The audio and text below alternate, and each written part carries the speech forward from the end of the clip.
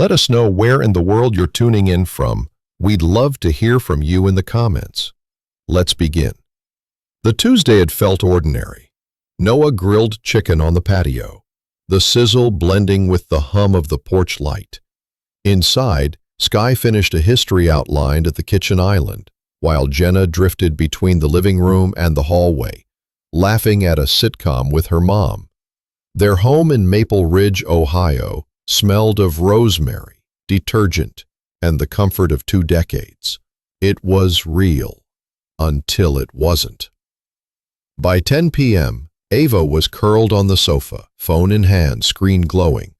Noah bent to plug it in, a habit born of quiet care. But the display didn't dim. Instead, it flooded him with red heart emojis, breathless messages, and a name he recognized. Grayson Hale, the man with tailored suits, the warm grin, the handshake that always hinted at something unspoken. Noah's pulse quickened as he scrolled. Extra part tomorrow behind the west lot. Extra part missed you already. Extra part the thrill. Extra part. No explicit words, just enough to sketch a picture he'd never wanted to see. The messages stretched back months. Ava hadn't stumbled into this. She'd planned it, using a number from Noah's contacts to weave a secret story that excluded him. He set the phone down and stepped onto the back porch. The night air tasted like metal.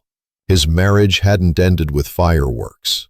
It had split open, a quiet fault line beneath his feet. Noah didn't wake Ava. He didn't demand answers. He just watched the windows of the house he'd built, the place where he'd patched drywall, taught Sky to ride a bike, and sat with Jenna through her first heartbreak. He thought of Ava's favoritism toward Jenna, the shopping trips and inside jokes, while Sky's achievements often landed like ignored paper airplanes. He'd tried to balance it, to make both girls feel seen. Now he understood he'd been holding a rope someone else was sawing through in the dark. Morning came with cruel normalcy. Ava teased Sky, kissed Jenna, and thanked Noah for coffee with her practiced smile. The performance scraped his nerves, but he kept his voice steady. After dropping Sky at school, he parked 2 blocks away, gripping the wheel as a plan formed. Document, protect Sky, present the truth so clearly that even denial would choke on it. At lunch, he called a private investigator. "If there's something to find, I'll find it," the man said. Noah replied, "Do it." That evening, he chopped vegetables while Ava talked about a fundraiser. Her perfume, his 20th anniversary gift, drifted over the cutting board. It smelled different now. When everyone went upstairs, he stayed in the kitchen, staring at the faint ring on the table where Jenna's glass had. Noah moved through the next week as if the ground were steady. He made oatmeal for Sky, jogged at dawn, and replayed old arguments with painful clarity. The investigator sent updates, photos of Ava's car behind a boutique hotel, lingering touches, the choreography of repetition. Noah's nights were sleepless, memorizing the creaks of the house, wondering where things had gone wrong. By Thursday, the investigator had enough. On Friday, Noah watched Ava step into Grayson's car, a small touch on the forearm telling a practiced story. He took a photo, time-stamped it, and drove to his attorney's office. Caroline Ames was all precision. "If we file, we do it purposefully. Your priorities? Sky and the house, at least through graduation. Expect Ava to flip the narrative," Caroline warned. Affairs bring out the playwright in people. At home, Noah quizzed Sky on civics while a storm spun beyond their roof. Later, he stood by the bedroom door as Ava scrolled, then flipped her phone over, a reflex as quick as a blink. "Busy day?" he asked. "Non-stop," she said. "Jenna's coming Sunday. Maybe a celebration dinner?"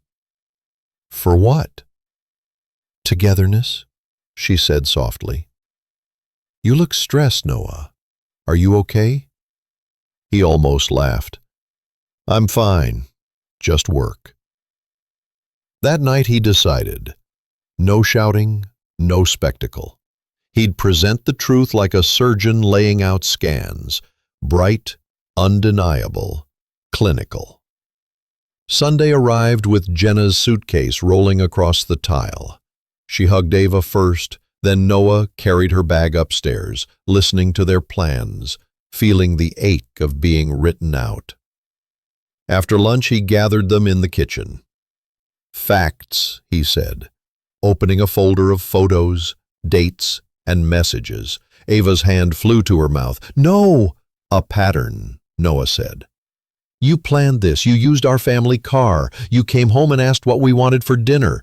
Jenna snapped. You're ending the marriage because Mom was lonely? Trust is the floor, Noah said. Ours gave way. He slid Ava the filings. Primary custody of Sky. The house stable through graduation. No humiliation. Just clarity. Ava whispered, Can we slow this down? There was a time, Noah said. I'm done as a husband, but I'll always respect you as the girl's mother. Jenna stormed out. I hope you're happy. I'm not happy, Noah said. I'm steady. That night he and Sky watched a movie. We'll be okay, Dad, she said. He squeezed her hand. We will. Ava moved into a town. At work, Noah recused himself from Grayson's firm. Ethics first, drama never. HR closed the loop in minutes. In mediation, Ava's attorney pushed for alimony, but Noah's evidence, meeting logs, financial records, silenced the room. The settlement was fair but lean. Jenna's anger tired itself out. She texted Noah, Mom's been crying. He replied, My door's open.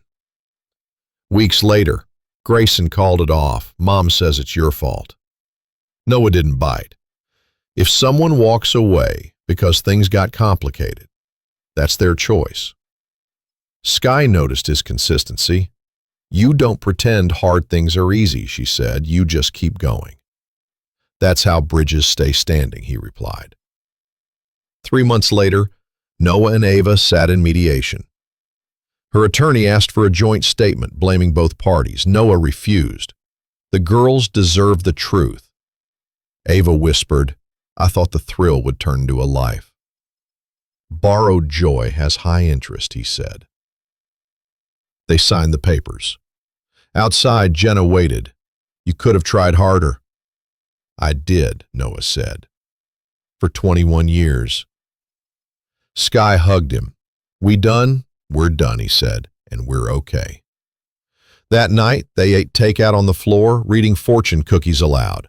Sky said, Your steady hand guides the ship. She taped it to the fridge. A week later, Jenna returned with a notebook. Inside was an old essay on integrity, telling the truth when there's an easier story. I was unfair, she admitted. Noah pulled her into a hug. We're okay.